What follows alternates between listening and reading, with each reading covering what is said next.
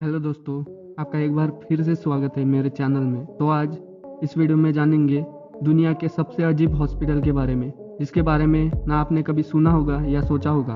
आपको क्या लगता है कि हॉस्पिटल किसके इलाज के लिए हो सकते हैं? यदि आप सोचते हैं कि हॉस्पिटल केवल इंसानों और जानवरों के लिए होते हैं तो आप गलत है।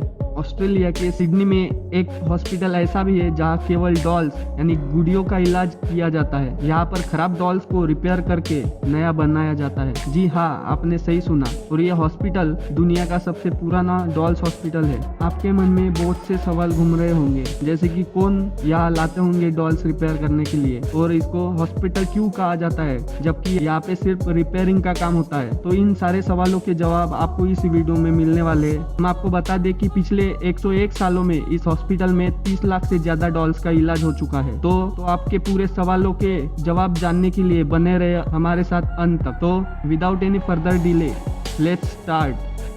ऑस्ट्रेलिया के सिडनी में इस अस्पताल की शुरुआत 1913 में हारोल्ड चैपमैन ने की थी। पर हारोल्ड ने सिडनी में एक जनरल स्टोर्स के रूप में इस अस्पताल की शुरुआत की थी। उनके भाई का शिपिंग का कारोबार था और इसी के तहत जापान से डॉल्स इंपोर्ट की जाती थी, जो कि सेलुलाइड मटेरियल की बनी होती थी। सेलुलाइड ऐसा पहला सिंथेटिक प्लास्टिक है जो कि कम खर्चे में बनता था और ये टफ, फ्लेक्सिबल और इजीली मोड़ सकता था, और पानी, तेल या एसिड रेजिस्टेंस भी था। तो इंपोर्ट के दौरान डॉल्स के पार्ट टूट फूट जाते थे, जिसे हैरोल्ड ठीक किया करते थे।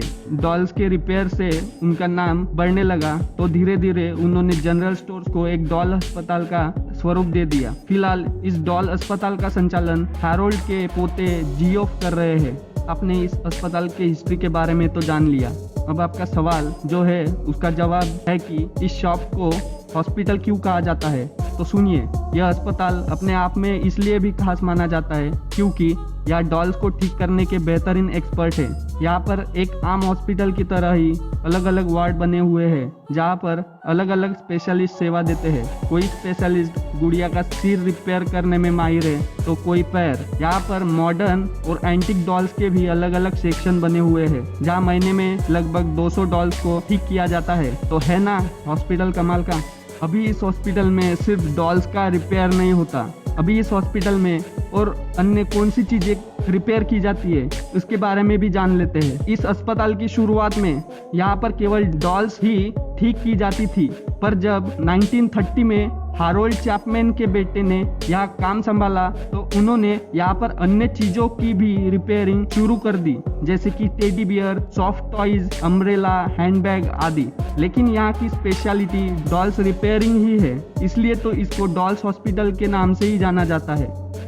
फिर भी आपके मन में एक सवाल घूम रहा होगा कि लोग नई डॉल्स भी खरीद सकते थे जबकि उनके पास पैसे तो होते ही होंगे, तो फिर ये डॉल्स रिपेयर ही क्यों करवाते थे? तो इसके पीछे भी कुछ इतिहास छुपा है, तो अभी इसके बारे में भी सुन लीजिए। डॉल्स के इस अस्पताल की शुरुआत तो 1913 में ही हो गई थी, लेकिन डॉल्स रिपेयरिंग का उनका काम 1939 में सेकेंड वर्ल्ड वॉर यानी द्वितीय विश्व युद्ध के समय चमका था, क्योंकि युद्ध के चलते हर देश में उस चीज की कमी हो गई थी जो दूसरे देशों से आती थी। इसलिए ऑस्ट्रेलिया में भी नई डॉल्स की बेहद कमी हो गई थी, क्योंकि वहाँ पर अधिकतर डॉल्स जापान से आती थी। इसके चलते जिसके पास जो डॉल्स थी उसे उससे ही काम चलाना पड़ रहा था, और जब वो खराब हो जाती तो उन्हें रिपेयर कराने के अलावा कोई रास्ता नहीं होता था। तो आपके मन में जो भी सवाल थे उनके पूरे जवाब आपको मिल गए।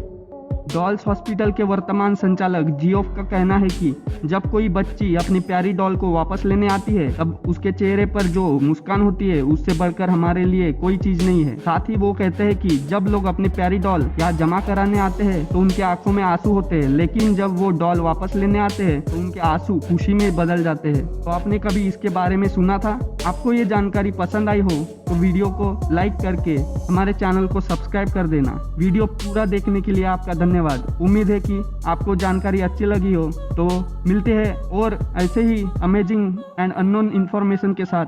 तब तक stay safe and gain your knowledge.